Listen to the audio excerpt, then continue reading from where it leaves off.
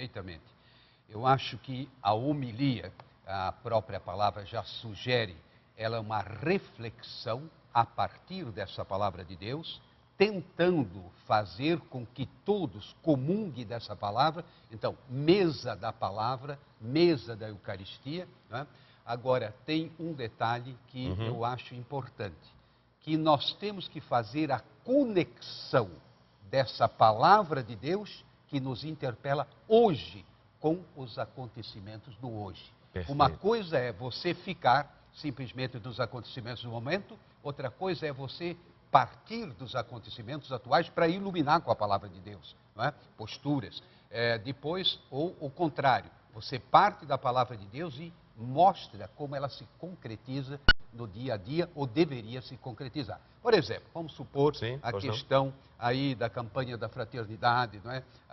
O mundo geme, o universo geme de dor. Criação geme, a criação geme, não é? Muito bem. Então, você dentro de uma homilia, dependendo do texto, cai exatamente nessa problemática. Como é que nós devemos nos posicionar diante dos desafios ecológicos? Isso está perfeitamente dentro da homilia, contanto que você não ponha as suas ideias, mas você, por assim dizer, traduza a palavra de Deus na linguagem de hoje, para que todos entendam essa palavra de uma maneira mais adequada. Sim, pois não, professor? O vínculo que o Frei Moser faz com a realidade, entre palavra e realidade, é muito significativo, porque, a propósito, o cardeal Ouellet, que preparou a Relatio ante disceptationem, o texto que preparou a discussão dos padres sinodais e depois as várias intervenções, ele terminava justamente recordando que participar da celebração e ouvir a palavra é ser alimentado. E as pessoas não podem ser alimentadas, ou elas não se sentem alimentadas, se não há uma conexão entre o texto proclamado e a vida das pessoas, que é onde, o lugar, não é? Onde elas irão testemunhar esta realidade. Me recordo também, a propósito, aproveitando aqui para fazer uma partilha de uma realidade significativa no Sínodo, quando se fala de homilia, é um dos temas que mais estiveram presentes na fala de todos os padres sinodais de todos os continentes. Parecia um murmúrio geral, uma reclamação geral sobre a realidade de como a palavra é proclamada nas nossas assembleias. Cabe aqui também um momento para repensarmos seriamente esse nosso ministério. O murmúrio, isso vem de longe. Quando eu era criança, eu observava, era coroinha, então observava os fiéis. Chegava na hora da homilia, muita gente saía, né, para fumar um cigarrinho, para, não é, respirar um pouco, traduzindo, achava que a homilia não servia para nada.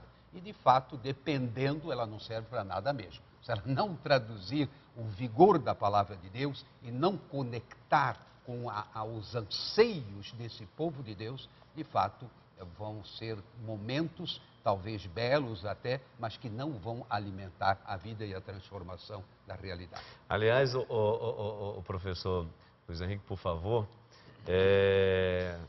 até para deixar você que está nos acompanhando, não é? Um pouco na expectativa depois, para ler, obviamente, mas assim uma pinceladinha, porque justamente nós temos aí na página 118 essa questão da importância da homilia.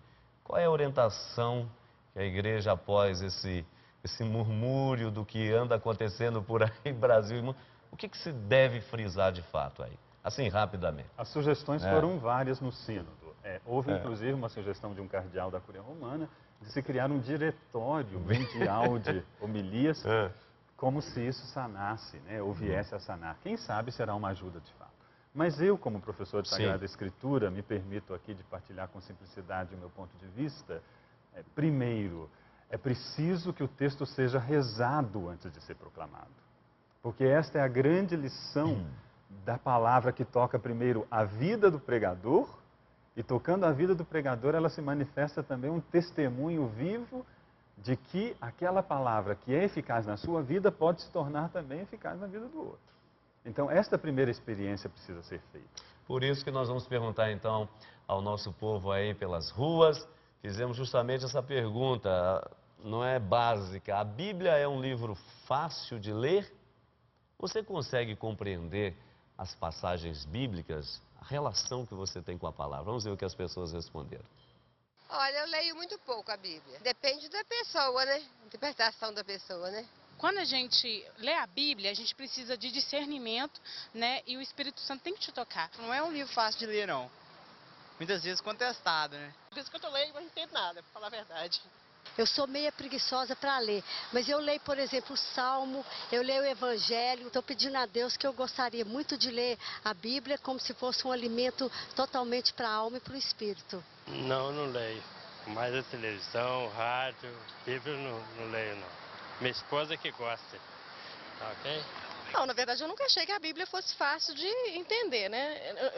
Todas as vezes que eu tentei pegar, eu desisti, porque acho que acho que você tem que ter uma criação melhor, você tem que saber o que você está querendo achar dentro de uma Bíblia. Eu nunca tive esse acesso maior com ela, então eu nem sei te responder, na verdade, como que é, porque eu não tenho muito acesso. Eu leio a Bíblia sistematicamente, né? Eu acho que a Bíblia seria uma solução, né? Para acabar com, né, toda essa confusão, né? Eu acho que o ser humano, quando ele começa a ler a Bíblia, né? E entender, né, os princípios, tudo aquilo que tem de ensinamento, com certeza vai ter uma vida mais... vai querer viver uma vida com justiça, né? Respeitando, amando o outro. Então, acho que né, a Bíblia é a fonte de vida. Por isso que eu leio e gosto de ler. Tá certo. Já vamos para o nosso intervalo, mas rapidamente, Frei Moser, e aí? Gostou do comentário dos nossos... Não, alguns comentários foram muito interessantes. Um confessando que a mulher lê, mas ele não lê, né? Não lê mesmo. Agora, uma senhora que fez a observação de que é difícil, realmente é difícil, porque você tem que penetrar nos mistérios de Deus e nos mistérios da criação e no mistério da sua própria existência. Em outras palavras, você ler em profundidade e aurir toda a riqueza, isso não é obra de uma vida, isso é uma obra, eu diria, para a humanidade de todos os tempos e ao longo dos tempos. Traduzindo, ninguém consegue absorver totalmente a riqueza da Bíblia. E é por isso que eu penso, aproveitando aqui a fala do Frei, a insistência que houve no sínodo de se ler a Bíblia em comunidade na igreja. Porque quando eu leio a Sagrada Escritura sozinho e encontro nela uma dificuldade, esta dificuldade pode ser amenizada pela palavra da igreja, pela experiência de outras pessoas e até mesmo pela partilha de outras pessoas que veem no texto realidades espirituais diversas daquela que talvez eu não consiga ver. Tá certo. Nós vamos para mais um intervalo, você não saia daí. Daqui a pouquinho nós queremos entender um pouco mais, até pela terceira parte do documento, dessa relação com a palavra de Deus na nossa vida, mas na sociedade aonde vivemos, convivemos, então, a palavra de Deus no mundo. Já já estaremos de volta.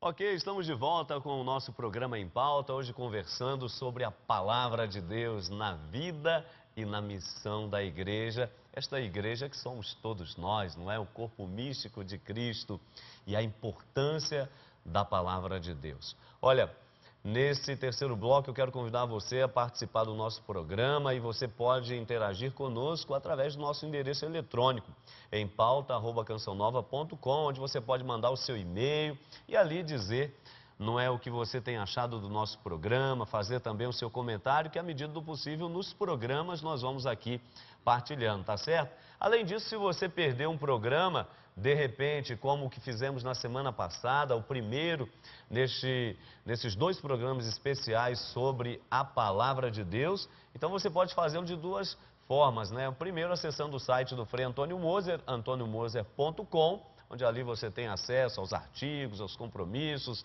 às atividades do Frei Antônio Moser e um link para o programa Em Pauta. Você acompanha aqueles programas que você não teve a oportunidade de acompanhar. E é claro também, não é, acessando o nosso blog aqui de Belo Horizonte. Então, blog.cançãonova.com/BH.